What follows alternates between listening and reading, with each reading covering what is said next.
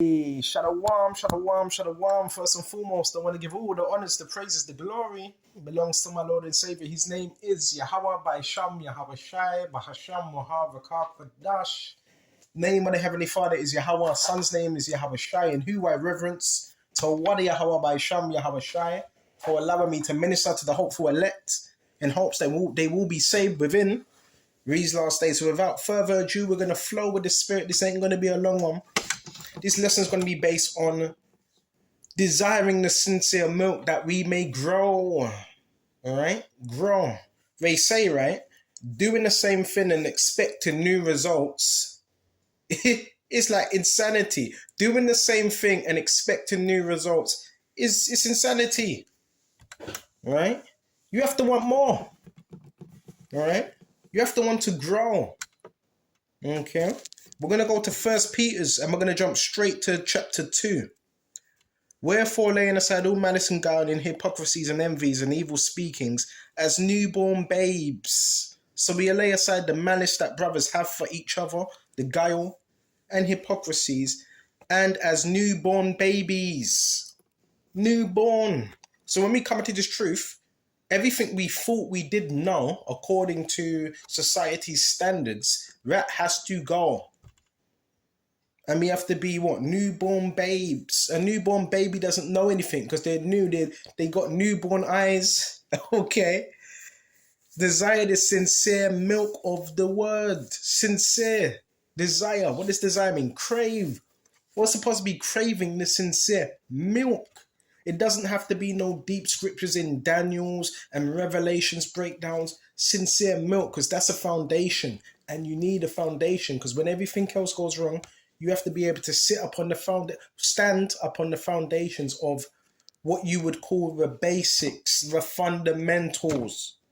That's why it says desire the sincere milk of the words. So there's milk, there's sincere milk of the words, right? The Yahweh Shai's image, who you are as a nation, all those things.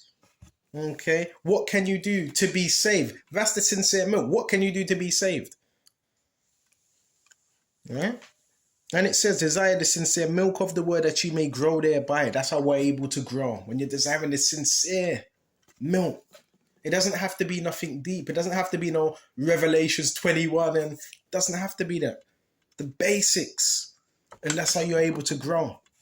That you may grow thereby. So over time, you're going to start growing. Over time. If so may be you have tasted that the Lord Yahweh is gracious. So we went to that now. Now we're going to jump to Proverbs, right? And Isaiah 28. Baba Kishar, go to Proverbs now. This is what we need the milk to grow. This is Proverbs, 5. And we're going to jump straight to verse 19. Let her be as a loving hind. Is it hind or hind? And pleasant roe. Let her breast satisfy thee at all times. The breast of what? The breast of the scriptures, right? Which is the milk. I know some of you out there are breast man. Some of you, let her breast satisfy thee.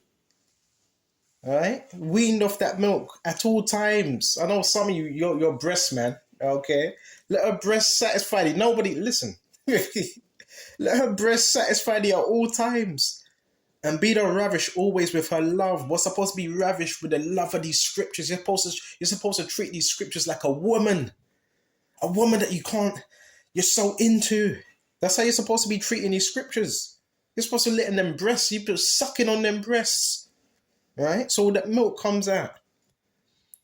And why would I, my son, be ravished with a strange woman which represents the other nations and their philosophies and their religions? Now, brothers out there, some of you say, well, you don't want to shut yourself off from other people's customs and religions. Is it good to know about other people's customs yeah, because that's knowledge and so forth. But as according to the scriptures, when it comes to being rooted, you want to be rooted in the scriptures. Okay. And it says, for the ways of man before the eyes of the Lord, and he pondereth all things. So we don't want to be ravished with the ways of the stranger. We don't want to be taken on their philosophies. Now, Solomon, he married, hold on, did he marry? Yeah, he got with the women, right? Of the other nations. But where did he go off? It wasn't with getting with the women with the other nations. He went off, and this is why it was written in the Old Testament, you shall not cleave unto them. Paraphrasing, why? Lest you learn their ways. And did not Solomon do that? He was building temples for the other nations, but guess what? He inclined unto their ways. Okay, so you got to use wisdom. So now we're going to go to Isaiah.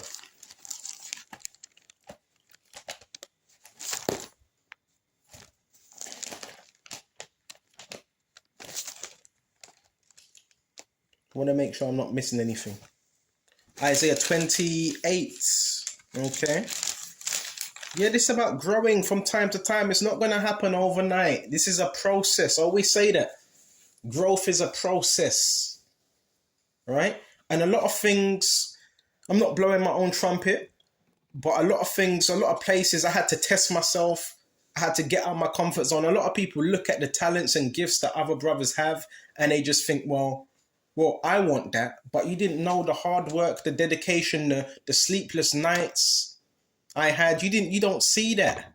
All you see is the videos, and that's all you see. But you don't see the effort. Like I said, the sleepless nights, the blood, sweat, tears, pain, betrayal, slander. You don't see all that stuff. See, there's processes to getting where you need to get. And a lot of the things, I'm not going to say I've achieved everything I wanted to achieve, but a lot of the goals I set, I've already accomplished a lot of goals that a lot of people in their lifetime would not be able to accomplish because they gave up. So I think I'm not going to give myself a pat on the back, but all praises to Yahweh by Shem Yahushai. But you got people that try to limit, not limit, but try to speak down on other people's accomplishments. So a lot of the goals I've set out, I've already accomplished a lot of goals already. So I'm pretty much, I'm content, but not to the point where I don't want to do anything more. All right? So I want to go to Isaiah 28, Baba Kusha, and I want to jump straight to verse 9. Whom shall we teach knowledge? And whom shall we make to understand doctrine? Them that are weaned from the milk. You got to be weaned like a baby. A baby ain't drinking fizzy drink. They're not drinking Tango. They're not drinking them things there. They're not even drinking acid drinks. They're not even drinking orange juice. They're not drinking that. They need milk. Why? Because milk builds up the body. It has proteins. It has minerals. It has calcium. These things are good for the body. Right? Or banana. I went and bought some bananas. Bananas, because it's mushy. They like mushy food because their teeth haven't developed yet. As a baby, your teeth ain't developed. So we got to be weaned from the milk. Nothing's wrong with that. Right? That means you have a foundation. So when the tides and when the strong winds come, you have something to fall back upon. A lot of men, they don't have nothing to fall back upon because they thought it was all about reaching to the top. When you try to reach to the top, you're going to be brought right back down because you never came in this the right way. When I came into this, guess what I was learning? Deuteronomy 28, Deuteronomy 28 and 15, Deuteronomy 28 and 68, Revelations 1 and 12, right? Matthew 7 and 24. Basics, fundamentals, principles. So you're rooted. Deuteronomy 7 and 6. So it says, Baba Kasha, are weaned from the milk. So as a baby, you're being weaned from milk, whether that's your mother giving you formula or she's actually breastfeeding you. Right? Which I know most women, they don't want to breastfeed these days because they're like, nah, I don't want to do that because it mess up my breast would go all saggy. Being selfish. Right? But it's better, and it's been proven that women that breastfeed, their babies are more healthier. That's a fact. Okay, look this up. Weaned from the milk and drawn from the breast. So we got to drink the breast of these scriptures. For precept must be upon precept. The precepts are basically this is a precept right here. Right? Precept upon precept, line upon line, here a little, there a little. So you may jump from Deuteronomy to Proverbs, you may jump to Timothy to Revelations. That's line upon line, here a little, there a little. That's how you get the true understanding of the Bible. Because you may read something in Leviticus and you might find it in Jeremiah. You might read something in Chronicles and you might find it in, I don't know, Romans. So that's how you truly, the puzzles, like this is like a jigsaw puzzle. Okay. So it says, for precept must be upon precept, line upon line, here a little, there a little. So line upon line, precept upon precept, here a little, there a little. That's how it all comes together. Now, one may ask, well, can I read the whole Bible? That's good. That's fine if you want to read the whole Bible, because you're still getting an understanding. But how do you put it all together when you're going line upon line, precept upon precept, here a little, there a little, here a little, there a little. That's how it all comes together. And you're like, wow, I found something in Corinthians that's matching with somewhere in Ezra. You're finding different scriptures. It's like, wow, I never knew that was there. And this matches with this and this match. And this is how you get all the understanding. And with that, you're going to need understanding as well. So you also pray to Yahweh that he gives us understanding of what you're reading. What else can we go to? We're going to go to Timothy's.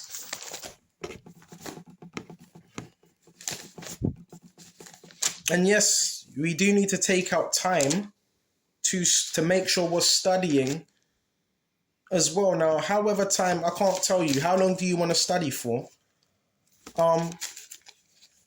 When I first came into the truth, I was studying for a good, I know it's a long time, a good 2 hours sometimes, 2 hours.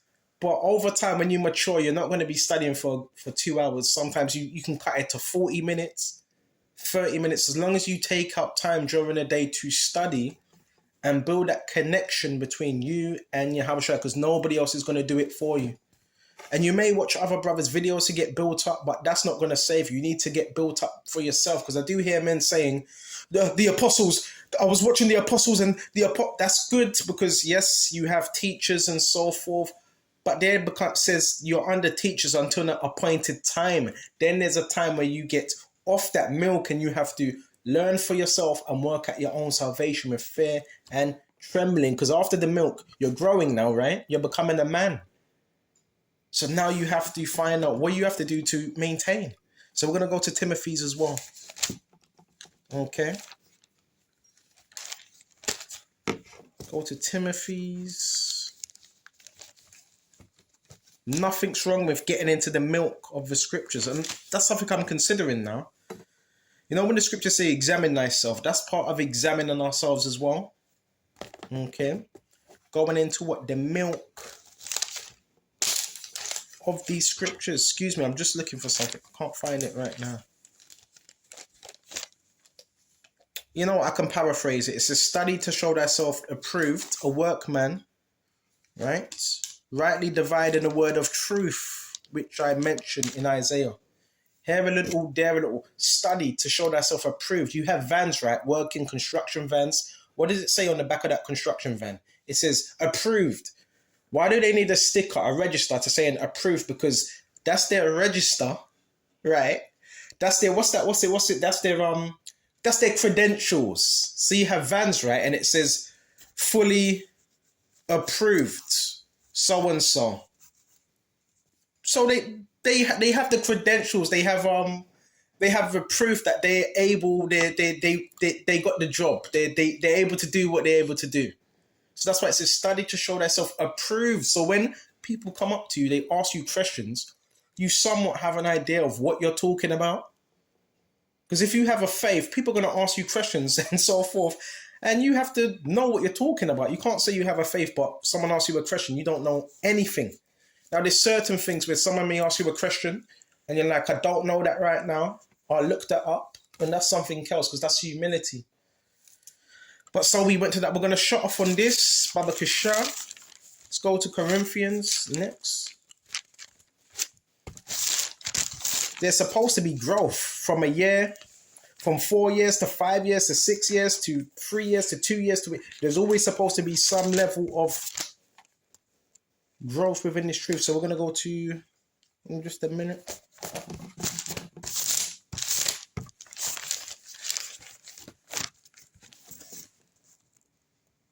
All right. 1 Corinthians 3:2, and I think we should shut off on this one. Okay. 1 Corinthians 3:2. It says, hold on. Wrong one. This is 1 Corinthians 3:2. Right? Actually, go to 3. I, brethren, could not speak unto you as unto spiritual, but as unto carnal. So Paul was saying, certain men within Corinthians, because they were acting carnal, he had to approach them in a carnal way, had to speak to them in a carnal way. Right? And Paul did say, to all men I became all things. To the barbarians I became barbarians. To the Scythians I became, even as unto babes in Mashiach, I have fed you with milk. That's what Yahushua done. That's what Paul done. Fed them with milk and not with meat. Key thing. I have fed you with milk and not with meat. Because the milk they were able to digest. They weren't able to digest the meat at that time. For here too, you were not able to bear it.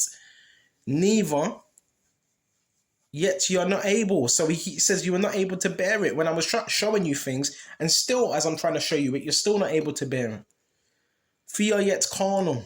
For where is there among you envying and strife and divisions? So there's certain men, they want to go to the deeper levels of scriptures. But Paul was saying, you're still carnal. There's still divisions. I can still see divisions. I can still see envying amongst you, hating and strife. But you want to know the heavier stuff of the scriptures. And divisions. Are you not carnal and walk as men? So that's why it's so important to get... There's nothing wrong with going back to the basics. There's nothing wrong with that because that's setting a good foundation and it shows humility. So I'm going to shut off here. Lord, winning this was edifying. And until the next time, shalom to the hopeful elect. Shalom.